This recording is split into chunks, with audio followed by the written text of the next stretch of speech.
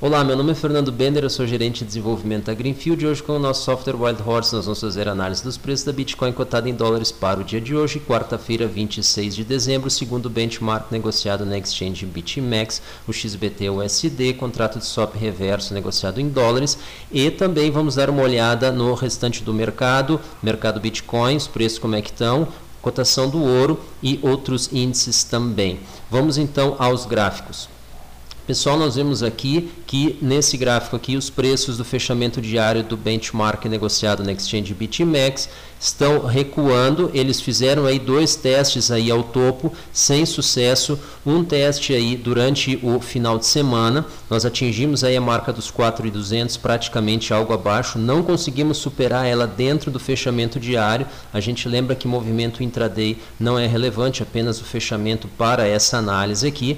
Depois nós tivemos um recuo e aí o volume negociado na BitMEX caiu, porém o volume negociado nas demais exchanges aumentou. Então o share de volume da BitMEX caiu e o papel de sustentação dos preços da Bitcoin praticamente foi absorvido pelas demais, que tiveram um aumento bastante substancial. Nós tivemos aí, por exemplo, enquanto nós tivemos uma queda de 4 bi nas últimas 24 horas para 2 bilhões, 1.8 dentro da BitMEX, corretoras, por exemplo, como a Binance, tiveram um salto aí de 400, 600 milhões diários para 1.5 bilhões nas últimas 24 horas. Similarmente, o OKEx fez o mesmo movimento. Então, o que aconteceu? Houve uma distribuição, a gente tinha comentado isso aí no nosso último vídeo, e essa distribuição deu sustentação para os preços dentro dessa casa aí dos 13.800 até pouco perto dos 4.000 dólares, um pouco acima disso. O que aconteceu? Essa sustentação agora começou a perder força na noite de ontem.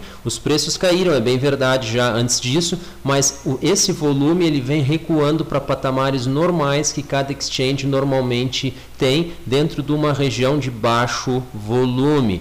Como é que a gente interpreta isso? Como uma possível tendência de baixa. Está caindo sim, por enquanto esse patamar aqui ele está funcionando como um suporte, mas a gente acredita que se o padrão de volume continuar como está, ou seja, em níveis menores do que nós víamos tendo aí nos últimos dias e seguir recuando, em breve os preços devem recuar também. Falando em preços, vamos dar uma olhada aqui como é que está a nossa expectativa para o final do dia de hoje, segundo o nosso algoritmo do software Wild Horses, que faz a predição explícita dos preços. Bom, nós vemos aqui uma expectativa de alta para o final do dia de hoje. A gente vê aí uma expectativa centrada em 3.945, é bastante razoável aí dentro da volatilidade atual, porém a gente acredita que o volume para que isso aconteça não pode continuar baixando. A gente nota aqui que o fundo em tons azulados vem atingindo aqui tonalidades mais verdes, e isso mostra uma correlação negativa cada vez menor em módulo, ou seja, cada vez mais próximo do zero entre preço e volume. Por quê? Provavelmente em virtude dessa recente distribuição do volume dentro da BitMEX para outras exchanges, fazendo o papel de sustentação do preço e tirando aquela determinação preço-volume que era característico dessa exchange aqui, já há mais de mês que estamos acompanhando aí essa análise. Então, qual é a nossa perspectiva? Nossa perspectiva dentro desse software aqui, analisando apenas essa relação de preço dentro dos últimos dias, uma possibilidade de alta. Porém, analisando o mercado como um todo e não o volume da BitMEX, nós acreditamos que o volume das 3, 4 principais exchanges tem que se manter no patamar atual para que isso aqui se realize. É bem possível que nós tenhamos aí uma recuperação. Porém, se o volume começar a cair, a gente enxerga um recuo e a perda da barreira dos 13.800, provavelmente um teste aqui 13.600, 13.500, que é nessa região aqui, onde aconteceu já mais embates aí, segurando o preço e trazendo para posteriores altas dentro dessa região. Então, o que a gente acredita? Volume caindo dentro das 3 principais exchanges, nós acreditamos que vamos perder o patamar atual, o volume se mantendo, é bastante razoável que nós tenhamos aí uma recuperação e mais uma tentativa de reingresso na casa dos 4.000 dólares para o final do dia de hoje. Vamos dar uma olhada então agora no mercado. O que nós temos aqui? Vamos novamente à nossa rotina. preços de acordo com CoinMarketCap. Então nós temos aí Bitcoin negociado em 3.796, a gente pode ver aqui na curva dos últimos 7 dias, essa curva ela funciona sempre como uma aproximação, em todo caso, a gente vê aqui um teste no topo, não bem sucedido, fracassado, um recuo nos preços, um fundo aparente aqui, logo abaixo do patamar atual, um leve recuperação e aí um retorno novamente a esse fundo. Por que isso? A gente pode olhar aqui uma relação bastante grande aqui com o volume das exchanges, a gente vê aqui a curva que as demais fizeram, a gente vê aqui esse upside aqui no volume, isso aqui deu, na nossa interpretação, a sustentação que os preços deveriam ter quando o volume na BitMEX caiu, esse volume aqui subindo em BitHub, OKEx e Binance, outras também aqui, Huobi, elas sustentaram os preços, isso foi bastante importante, porém não foi suficiente para levar os preços além de 4.200. Inclusive, quando nós estávamos acompanhando, parte desse volume, em especial perto do topo, se transformou em volume de venda.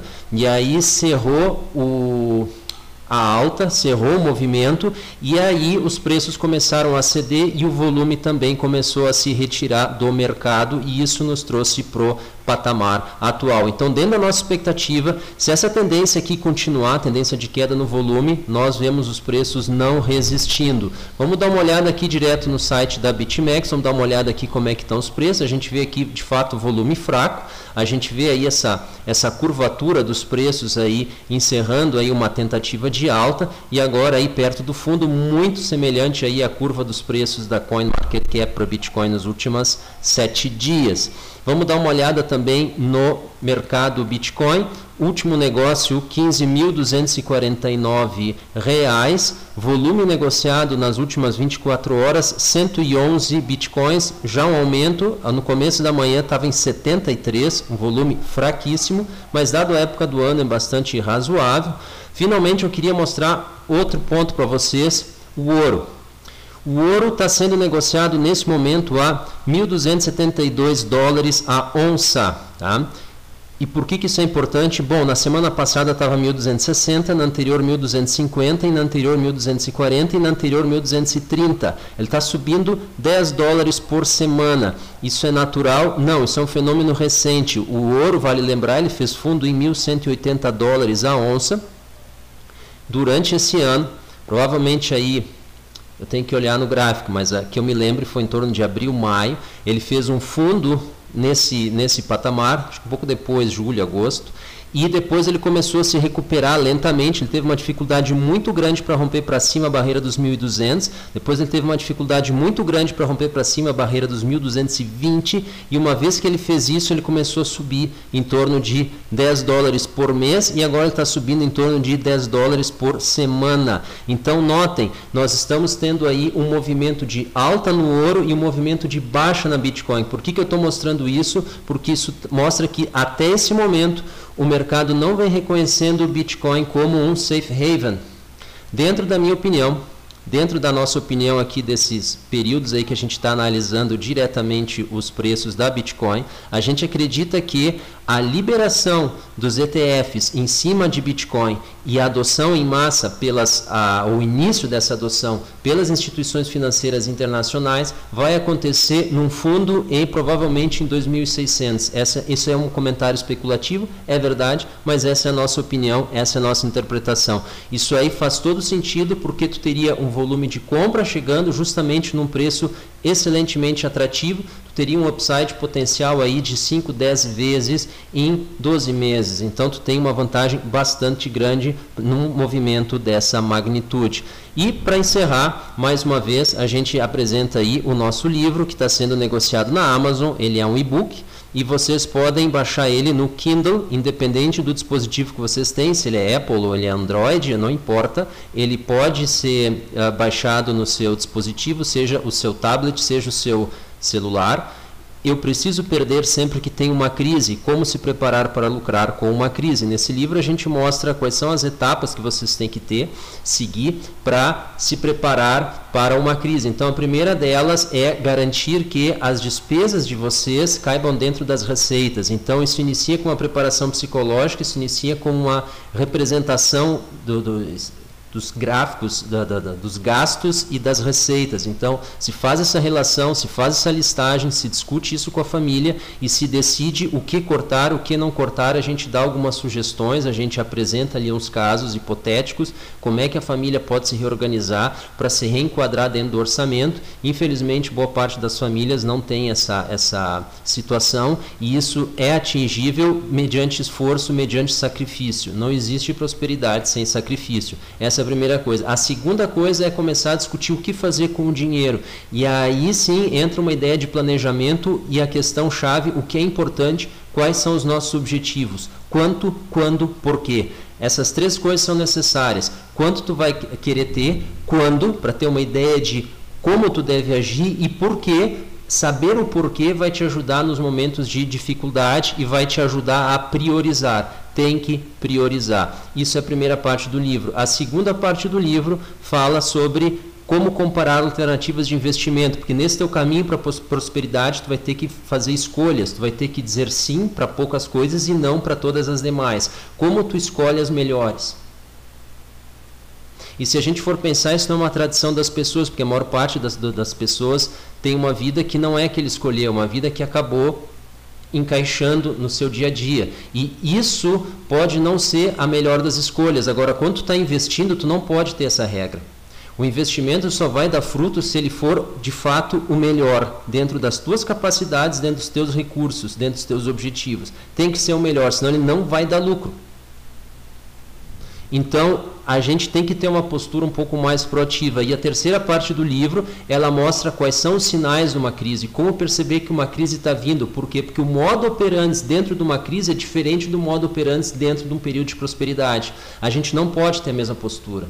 Esse é o problema de comprometimentos de longo prazo, como por exemplo, tu pega pessoas aí que vão financiar um imóvel em 30 anos, quando o ciclo médio de expansão e retração é de 10 anos. Então ele está sujeito a 3 ciclos, ou seja, ele está correndo a chance de ser demitido 3 vezes. Como é que ele vai honrar com os compromissos dele durante esse período? Então, esse tipo de questão fica claro quando a gente analisa esse livro. Então, pessoal, ele está ali, está negociado atualmente aí a R$ 20,21. Vocês podem comprar ele diretamente desse site. Eu vou colocar o link para o livro na descrição. Pessoal, muito obrigado pela atenção de vocês. Tenham todos um bom dia, um bom final de semana aí e restantes dias aí desse ano que está terminando. Pessoal, a gente está enxergando aí um momento ainda difícil, mas dentro da nossa perspectiva, perto do fim, que é essa queda que a Bitcoin vem sofrendo. A gente vê perspectivas aí de recuperação, infelizmente não no curto prazo, porém o cenário está começando a mudar. A gente está começando a ver mais exchanges participando aí com volume maior, tendo surtos de volume. Isso é interessante, isso pode ser um começo. Existem sempre sinais, a gente está tentando capturar isso daí para vocês, e a gente tem que persistir. Quem persistir no mercado vai continuar. Agora não se iludam, o que vai dar sustentação para os preços da Bitcoin, de todas as demais criptomoedas, não é a especulação em cima da compra e da venda, é a adoção dela como meio de pagamento, como troca de bens e serviços. É isso que vai dar essa sustentação. E o principal ator nesse processo é o desenvolvedor de software. Se ele não aceitar pagamento em criptomoedas, se ele não souber desenvolver aplicativos para criptomoedas, então não tem como ser aceito. Não vai começar com pizzaria, isso vai começar com desenvolvimento de software. E o desenvolvedor de software, ele tem que se atualizar, ele tem que estar a par disso e ele tem que estar trabalhando nisso. Pessoal, muito obrigado. Não se esqueça de assinar nosso canal, não se esqueçam de ativar as notificações para ser avisados de vídeos como esse, e não se esqueçam também de deixar nos comentários qualquer pergunta sobre alguma coisa que a gente falou que não ficou clara. Pessoal, até o próximo vídeo. Bons negócios. Tchau.